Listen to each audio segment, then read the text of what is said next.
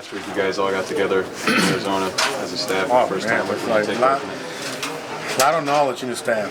I mean, a lot of knowledge, including the young guys. Radinsky, too, he's very knowledgeable about pitching. Belcher is well prepared. I was like, wow, I mean, Manny put things together like very well. It was a great meeting, and it was very organized.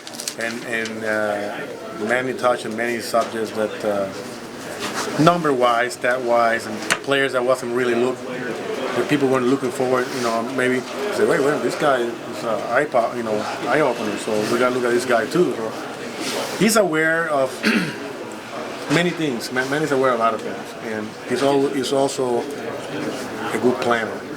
And on top of that, he will give us leeway to do. I mean, we have to have things from him, but he'll give us leeway to do our thing. He's a good communicator.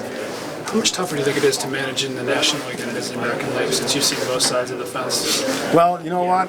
That's one of the reasons I took the National League job early. I was going to take a year off, and I didn't because of that particular reason. My father said, hey, you know what? Don't waste this opportunity because your next opportunity could be an American League job. You don't want to miss. Number one opportunity is learn pitching.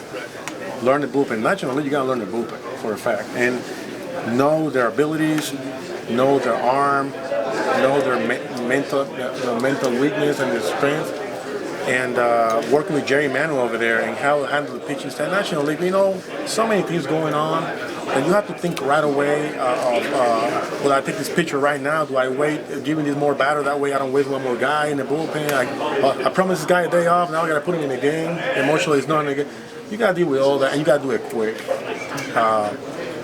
So I feel like the toughest part of learning to be a coach, I learned a lot of it, especially because I spent the game in the bullpen, understanding their mental aspect of the game, what they talk. Players, believe me, you got to talk to players a lot, and you have to make sure you reinforce positive because you can be negative in a heartbeat. In the bullpen, especially in the bullpen, you have to have a short memory. You have a bad day, it can linger with you for days. So like, you have to learn how to talk to them, keep reinforcing positive. Know them, how the coaches approach the game and what development was all about and evaluation. I would have evaluated myself much better then, and I wouldn't know what to do. I didn't even need a trainer then, because I would understand the goal for the coach, and it should be everybody's coach. Everybody's goal as a coach, is to teach the player that eventually that player can manage himself or coach himself on the field. That you don't have to constantly keep telling stuff. Like, you want the players to be aware of every situation of the game. And that's how I made my program.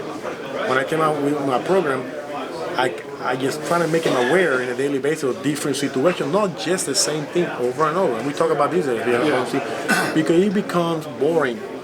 You have to just throw in different situations of the game every day. That way we can mentally aware. So everything from calling pitches and situations to everything first and third and 1 out. Bunt here, bunt there, go back off first base. You know, the simplest thing in catching, the number one thing in catching that a lot of people don't even cover is covering their signs. Majority of stolen bases when the people steal your sign from first base, they're gone. Breaking ball, they're gone. You don't work on that. We will. Our catcher last year, if you look at New York Mets catcher, their attempt to steal were way below games played. Is that right? Just from that? Just from covering their sign. So that's the stuff you have to reinforce in practice. Hey, like we go situation where we have the catchers around the bases, and we see how clear the signs is, tempo of the signs. We put catchers in first base, catcher running in first base, and then look inside. Can you see the signs? Make sure it's clear from everybody. Gotcha. Move on. The next guy. Stuff like that. Yeah. Meticulous thing like that. Help you win games. Who steals the sign at first base? The coach or the runner? No, the runners. I mean, hey, let's put it this way. If a coach on the bus can see you sign, You're way too open. You really. I mean, the whole stadium can see it. I mean, like.